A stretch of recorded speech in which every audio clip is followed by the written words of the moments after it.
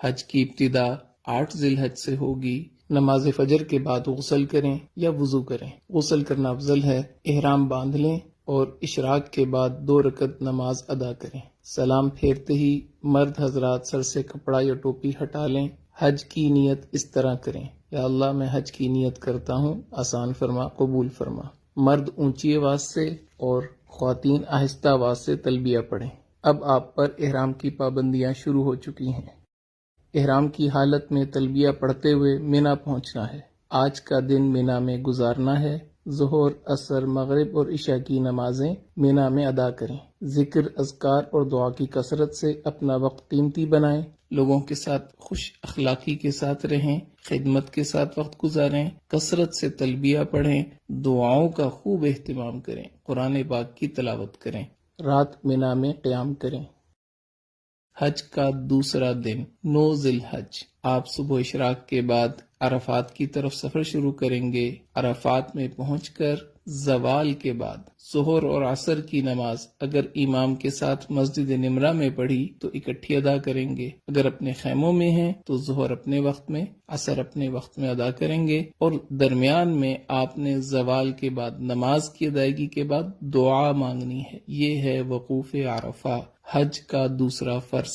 9 ذی الحج کو یہی عمل ہوگا۔ مغرب تک عرفات میں قیام کریں۔ مغرب کے بعد، مغرب سے پہلے نہیں آنا، مغرب کے بعد آپ مزدلفہ کی طرف آ جائیں گے۔ مزدلفہ میں عشاء کے وقت مغرب اور عشاء کی نماز ایک اذان اور ایک اقامت کے ساتھ ادا کرنی ہے۔ اس کے بعد آپ 70 کنکریاں اکٹھی کر کے اپنے پاس رکھیں۔ اب آپ نے رات وہاں قیام کرنا ہے۔ 10 ذی الحج، حج کا تیسرا دن، اور آپ اس وقت مزدلفہ کے میدان میں ہیں۔ فجر کی نماز ادا کرنے کے بعد وقوف مزدلفہ یعنی مزدلفہ کے میدان میں کھڑے ہو کے دعا مانگنا، یہ حج کا پہلا واجب ہے۔ اس کے بعد آپ جب سورج تھوڑا طلوع ہو جائے تو رمی کے لیے مینا کی طرف چلیں گے۔ یاد رکھ لیں 10 ذی الحج آج آپ نے 5 واجب پورے کرنے ہیں، ایک فرض کی آخری ادائیگی کرنی۔ پہلا واجب وقوف مزدلفہ ادا ہو گیا۔ دوسرے واجب کی طرف آپ جا رہے ہیں، شیطان کو پتھر مارنے۔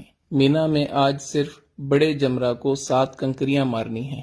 اس کے بعد آپ قربانی کا جانور ذبح کریں، یہ تیسرا واجب پورا ہو گیا۔ اس کے بعد آپ اپنے سر کے بال منڈوا لیں، یہ چوتھا واجب پورا ہو گیا۔ اب آپ احرام کھول سکتے ہیں اور عام لباس پہن سکتے ہیں۔ اس کے بعد آپ طواف زیارت کے لیے مکہ مکرمہ بیت اللہ کی طرف سفر شروع کریں۔ بیت اللہ پہنچ کر طواف کریں، یہ آپ کا طواف زیارت ہے۔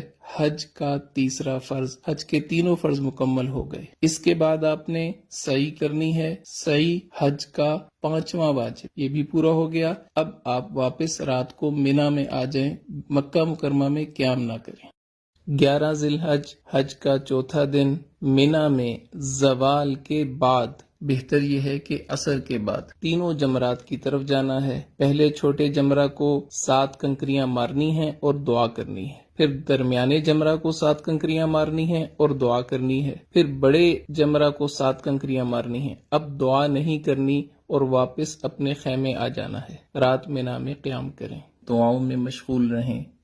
حج کا 5واں دن، 12 ذی الحج، مینا میں زوال کے بعد تینوں جمرات کی طرف جانا ہے۔ پہلے چھوٹے جمرہ کو 7 کنکریاں مارنی ہیں اور دعا کرنی ہے، پھر درمیانے جمرہ کو 7 کنکریاں مارنی ہیں اور دعا کرنی ہے، پھر بڑے جمرہ کو 7 کنکریاں مارنی ہیں اور دعا نہیں کرنی۔